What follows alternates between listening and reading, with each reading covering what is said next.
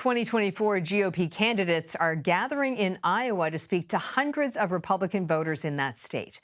The annual Lincoln Day dinner will also see the race's two frontrunners, Donald Trump and Ron DeSantis, sharing the same stage for the first time since they launched their campaigns. CBS News' Ed O'Keefe has more from Des Moines.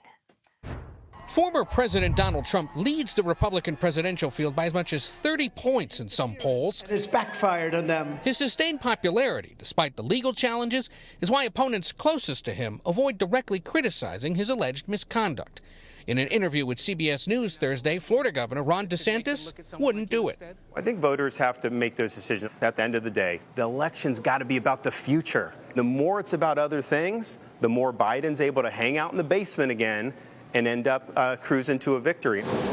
But today, DeSantis said he'd keep disagreeing with Trump on issues like border security and spending. He promised to eliminate the national debt when he ran for president. He added almost $8 trillion to the national debt. Now in third place, South Carolina Senator Tim Scott also avoids attacking Trump. What we all should be very concerned about is the weaponization of the Department of Justice. We should be very careful on how we use immense power against political opponents. The senator is sneaking up in the polls and is now taking on DeSantis over Florida's new Black history curriculum standards. The new guidelines say Florida middle schoolers should be taught about the harsh conditions enslaved people endured, and about how slaves developed skills which, in some instances, could be applied for their personal benefit. What slavery was really about separating families, about mutilating humans, and even raping their wives.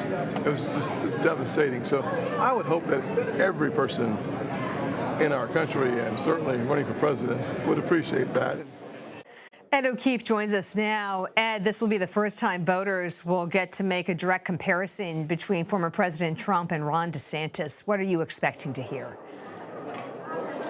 Well, it's interesting, Catherine. 13 Republican contenders all on stage tonight at different times. They've got about 10 minutes each, and the former president goes last. So they're keeping the biggest name here on the dance card until the end. What will be interesting to see in each of these cases is how much of a base of support is in this room.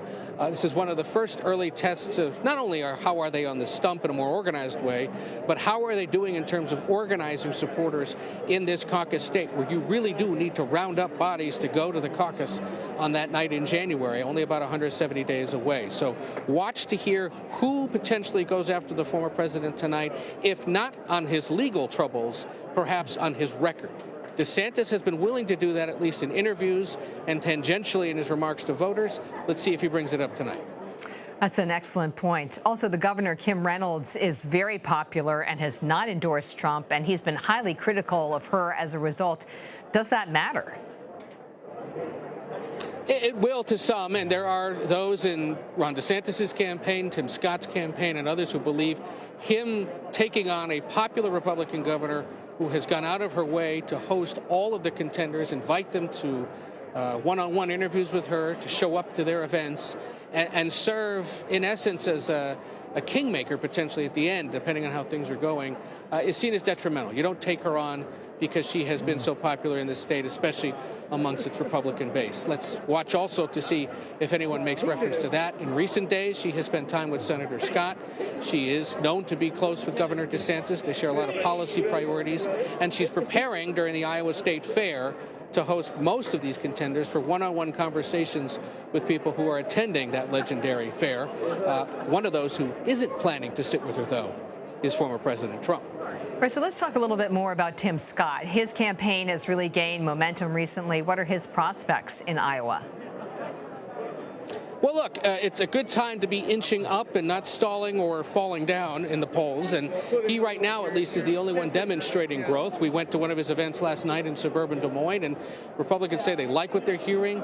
They like the fact that he seems to have a relaxed and somewhat happy warrior mentality, somebody who has a record in Washington of working on Republican priorities, but also on issues like criminal justice reform.